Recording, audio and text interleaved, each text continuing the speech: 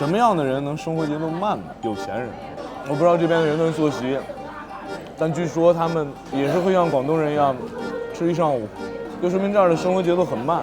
从运河兴起的这一刹那开始，从隋唐，然后伴随这个运河的兴衰，以这儿为生活中心的人，经历了很多轮的兴衰，无数的商人致富返贫，致富返贫，所以这儿积累了很厚重的这种民俗的这些文化，包括吃，有钱才能有闲嘛。